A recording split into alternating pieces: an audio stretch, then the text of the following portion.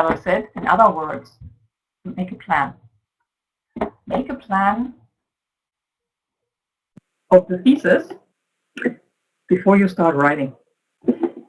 The thesis question and the thesis plan, which is supposed to be the topic of this, are for a review and for an experimental thesis. They differ a little bit. Yes, the question or a review is called the objective or related term. There are several that covers it. In experimental thesis, it can also be called the thesis objective or question. Very often it's called the hypothesis. You notice that, I think, in a number of papers you read. The plan for the review, there are also different terms for it, often called an outline or draft thesis. For an experimental thesis, you need, before you start the work, not only the writing, in this case it's also the work, a research plan, which is basically an outline, but the requirements are different. I'll go into that more shortly, at least, at the end of today. Now, starting with review objective. Yeah, it has several names. You can see here, aim, question, goal. In one or two sentences, completely and clearly state the goal of your thesis, and it's quite often helpful if you phrase it as a question. That's more of a linguistic trick, but it helps. It helps focus your search. That objective can then usually be divided into sub-questions that tell you what information you'll have to search for. These are the people questions. So remember these exercises we did during the search? That was also the initial question, and then subdividing it into the people questions. That's the same thing, really. I have trouble changing the slides because I have trouble with my mouse. Okay. The objective. I'm sorry, Bob. Hopefully you can follow. The objective really consists of two parts. The first one is stating the reason why you want to look at these things. That's usually your initial question, often a little bit general. And the second part, stating the exact things you want to look at.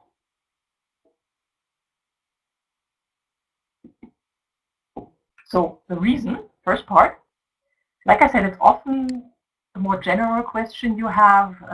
Very often, like the starting point of your thesis. Here's an example, maybe. Question is, well, can I just use zirconia implants instead of titanium implants? Can I do this in all cases? Always. Really? Are absolutely no drawbacks? And of course, there are associated questions like, yeah, but here, I don't know, titanium works, doesn't it? Why should I change? Is there an advantage? If yes, what is the advantage? So you see, this is really kind of a comparatively general type of question. You can usually come up with questions like that. What this means, if you want to say it a bit more stricter, is you want to form your own evidence-based opinion about the suitability of zirconia implants as replacement for titanium. Means the same as this question, just sounds a little more scientific. Now, once you have the general question, which, as I said, is usually the easier part to come by, you need to get part two, specific. What exactly am I going to look at? That's what I want to find out. Now, what do I need to look at? Means you need to narrow it down to parameter situations you want to look at. So if you want to know if zirconia implants are indeed just as good as the titanium ones, what facts do you have to know about to decide that?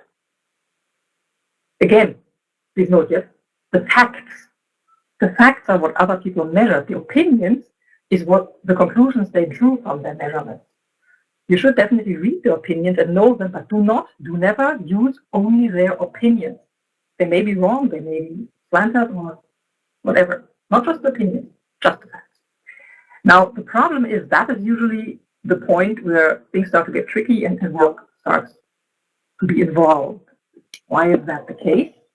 Well, this example can show you, because usually you say, okay, what do I need to know to decide these implants are just as good as titanium implants? What are the potential differences?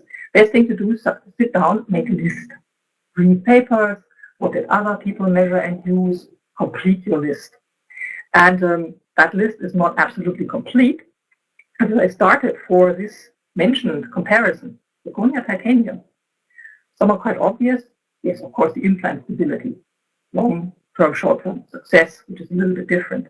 Degree of osseointegration, primary stability, secondary.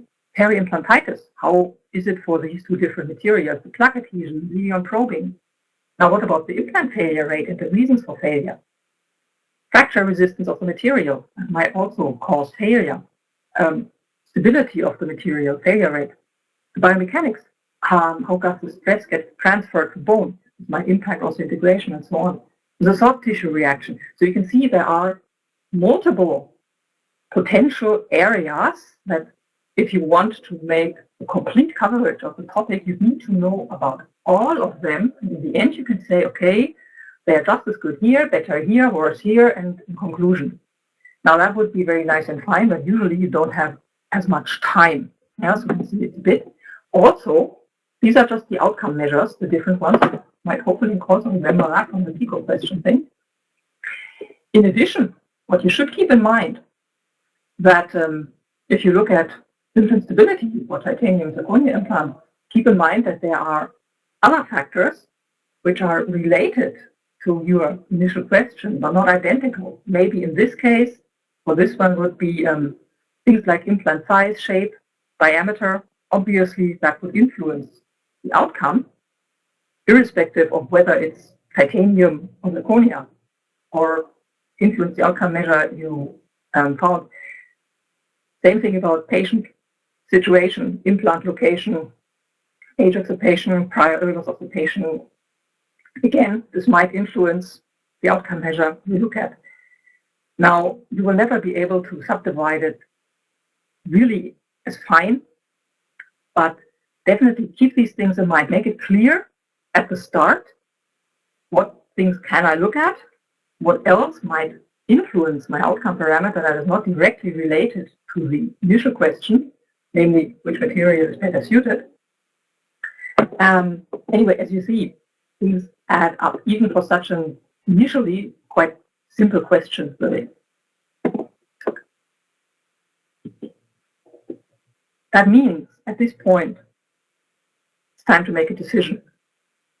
Because in a thesis, especially in a very long thesis, we want to see, you will never cover all of that.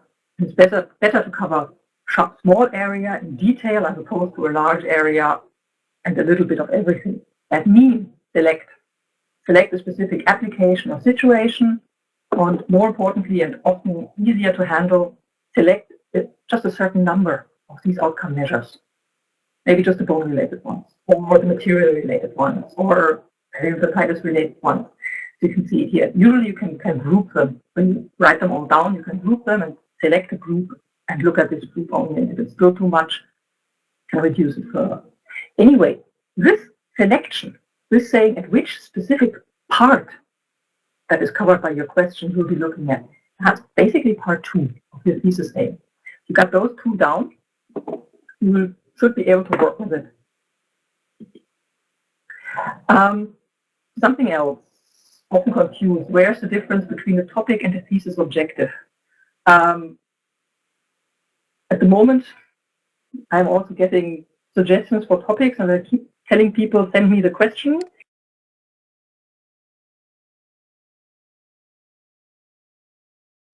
And they keep sending me the title, which quite often is not very helpful, because topic, that's the area you want to write in. Dental implants and periodontitis, for instance, that's a topic. Topics are general, vague, unprecise, too large. I told you, the key to your thesis is the question you ask, not the topic. So ask a question within this topic. That's what you have to do. So just rephrasing the title for the objective. Now, this means exactly the same as this, just in a few other words. Well, that's not the point. That's not going to help you at all. Don't do it. Instead,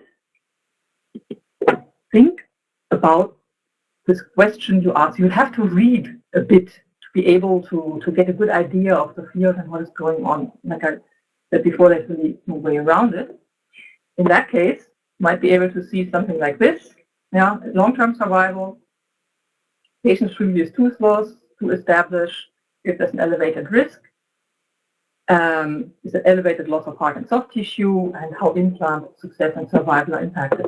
And in here, these two parts are there. The first one, what's the aim? What's really your initial question? What do you want to find out? The initial question was, do patients who have previously lost a tooth due to periodontitis have, in consequence, a higher risk to again lose their implant, to develop periimplantitis? That's the first question. And then you say, okay, if I want to find that out, what will I look at? Hard and soft tissue loss, implant success, development of periimplantitis. So you don't have to put this general part at the beginning. Doesn't really matter. With 2 sentences, sometimes that's difficult, but it has to be in there somewhere. What is it that I want to look at? And what am I going to look at to find it out? And that's really the thing you write about. Not this, but this.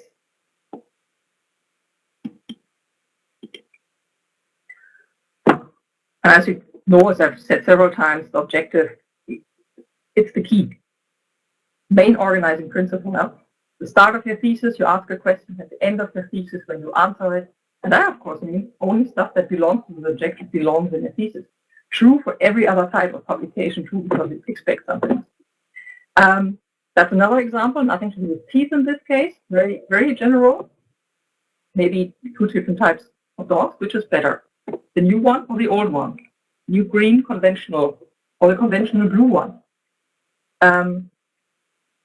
In some outlines, you'll see that later, there's a point that says background. Background means it basically is the start of the introduction later, but what it means is for you to think about why is this question important? What led up to this question? Has a bit of a rationale for your question. Maybe the blue ones have been used for a long time. Now we have the new green one, and they have a nicer color, and they are very fluffy, and people are using them a lot now. But lately, there have been some issues regarding a higher loss of the green dogs. So now, for my thesis, I want to see if that is really true. Which one is better, the green one, blue one? So back to the objective. What exactly do I want to do? And if you think about the background and why you want to do it, it'll help you. Because again, rephrasing is not enough. Doesn't give any added information. Doesn't give you a key question to make.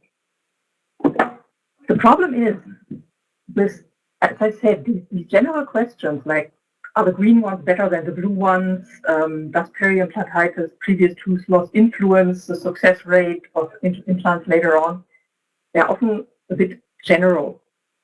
And like I said, it's easy to get to the general part. The more difficult part is narrowing it down into a workable thing.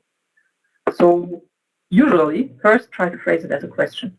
Always helpful, because if you phrase it as a question, you already imply that there is the possibility to answer it. You can think about how to answer it. If it's a statement, that's a bit more difficult. Read, search the literature. What have other people found? What do you need? Get a better idea.